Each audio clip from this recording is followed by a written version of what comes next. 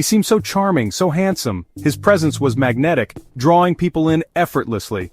With his long dark hair and easy smile, Rodney Alcala was every bit the eligible bachelor. His confidence was palpable, making him stand out in any crowd. The studio audience buzzed with anticipation. The energy in the room was electric, everyone eager to see who would win the date. This was the dating game, and Alcala was one of 3 hopefuls, vying for a date with Cheryl Bradshaw, a beautiful blonde. The stakes were high, and the competition was fierce. Alcala, with a boyish twinkle in his eye, charmed the crowd and Bradshaw alike. His answers were witty, his demeanor playful. He even engaged in a playful, suggestive exchange with host Jim Lang. The banter was lighthearted, adding to his allure. The audience roared with laughter. They were completely taken by his charm, unaware of the darkness that lay beneath. Little did they know, a darkness lurked beneath the surface. His charming facade hid a sinister reality. A predator hid behind that winning smile. Bradshaw was smitten, completely unaware of the danger she was in. She chose Alcala for the date, impressed by his intelligence and wit. His answers had been clever, his demeanor confident.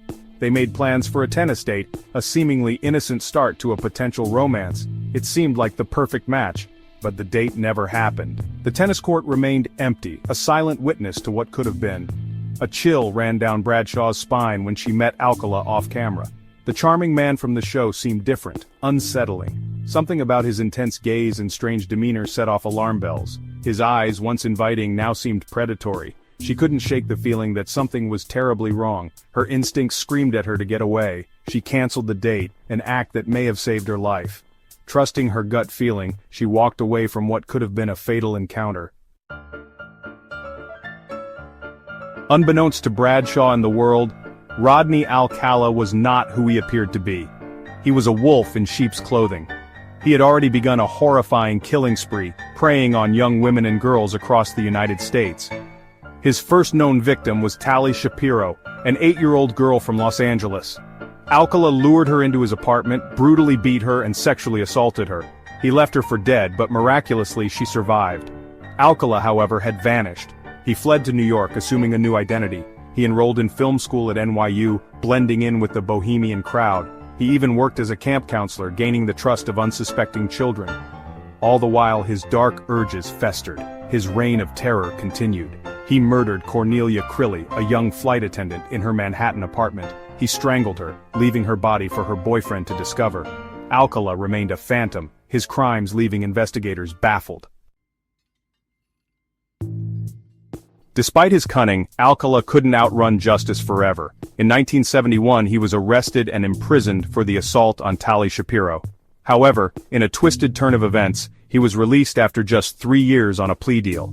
He returned to California, seemingly rehabilitated. His freedom, however, only fueled his dark desires. He continued to kill, targeting young women who resembled his earlier victims. He posed as a photographer, luring them with promises of modeling gigs. Their trust was his weapon. He murdered Jill Barkham, an 18-year-old aspiring actress in Los Angeles. Her body was found posed on a hillside, her long hair fanned out around her. The image, chillingly reminiscent of a macabre photo shoot, sent shockwaves through the city. Alcala's modus operandi became terrifyingly clear. He was a predator who used charm and deception to disarm his victims. He was a master manipulator who could blend into any crowd, all the while harboring a terrifying secret. Even as the bodies piled up, Alcala remained elusive. He moved like a ghost, leaving little trace of his presence. He continued to live a seemingly normal life, even dating unsuspecting women. His appearance on the dating game was a chilling testament to his ability to deceive. He was a monster hiding in plain sight, a charming devil who could disarm even the most discerning eye. The nickname the dating game killer would later become synonymous with his chilling ability to compartmentalize his double life.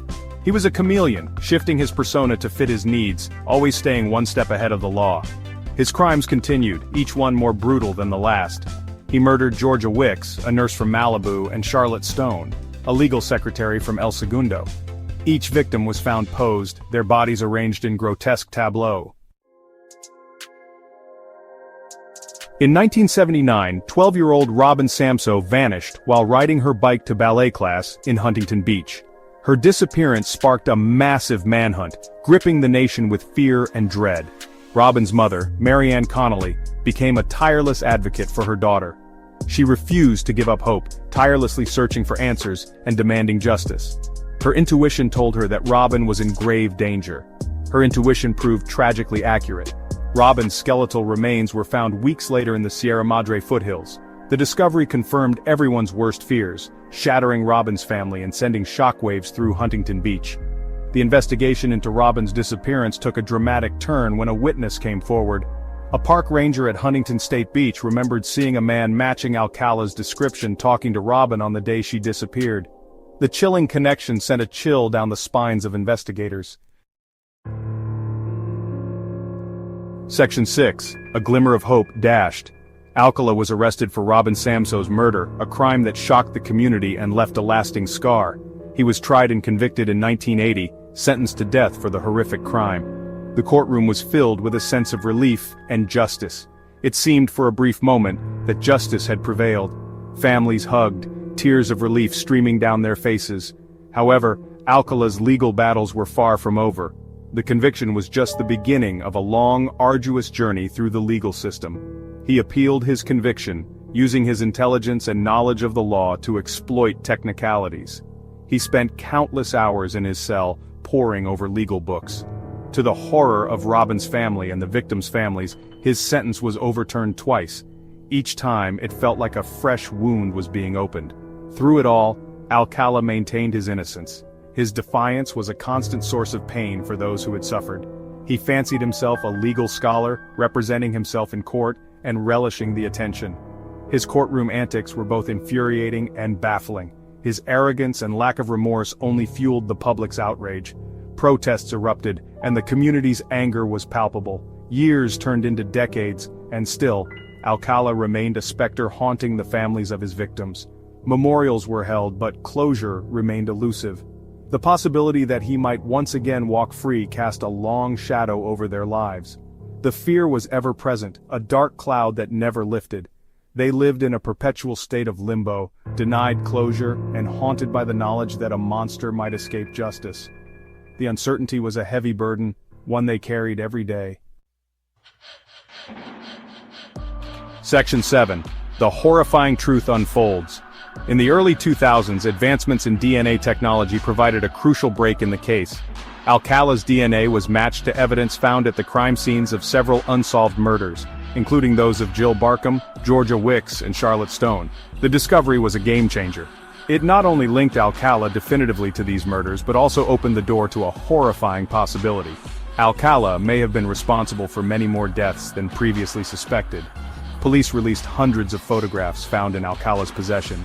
Images of young women and girls, many posed in suggestive positions. The photos, a chilling window into the mind of a serial killer, sent a collective shudder through the nation. The photos sparked a new wave of investigations. Families of missing persons came forward, desperate to know if their loved ones were among the unidentified faces in the photographs. The search for answers once again took center stage. Section 8. Justice, at last. In 2010, Alcala stood trial once again, this time for the brutal murders of 4 women: Jill Barkham, Georgia Wicks, Charlotte Stone, and Jill Parenteau. The courtroom was tense, filled with the weight of decades of grief and anticipation. The trial was a media sensation, with the nation captivated by the chilling details of Alcala's heinous crimes. Reporters swarmed the courthouse, eager to capture every moment of the proceedings. Prosecutors presented a mountain of evidence, including DNA evidence, eyewitness testimony, and the haunting photographs found in Alcala's possession. Each piece of evidence painted a clearer picture of his guilt. The photographs were particularly disturbing, showing his victims in vulnerable moments, forever captured by his lens. They painted a picture of a cold-blooded killer who preyed on vulnerable women, his charm merely a tool of manipulation. His charm, which once lured his victims, was now seen as a sinister mask hiding his true intentions. Alcala, representing himself, once again maintained his innocence. He rambled, contradicted himself, and even played the Eagles song "Dead Don't Ride" during his closing arguments. His bizarre behavior only solidified his image as a narcissistic sociopath, disconnected from the gravity of his actions. The jury found Alcala guilty on all counts, their faces somber as they delivered the verdict. He was sentenced to death for the 4 murders, his reign of terror seemingly at an end. The families of his victims, some of whom had waited decades for justice, finally had a sense of closure. Their long, painful journey had reached a resolution. The courtroom, once filled with tension and sorrow, now held a sense of relief and finality. The families of his victims, some of whom had waited decades for justice, finally had a sense of closure. Section 9. A Legacy of Terror. Rodney Alcala, the dating game killer, remained on death row in California. His crimes left an indelible mark on the families of his victims, their lives forever altered by his brutality. The full extent of his crimes may never be known. The unidentified faces in his photographs serve as a chilling reminder of the darkness that can lurk beneath the surface and the victims whose stories may never be told. Alcala's case serves as a cautionary tale, a reminder that evil can wear many faces. It highlights the importance of vigilance, intuition, and the unwavering pursuit of justice for those who have been silenced. And so, the story of Rodney Alcala, the dating game killer, ends not with a bang, but with the haunting silence of unanswered questions and the enduring pain of those forever scarred by his crimes.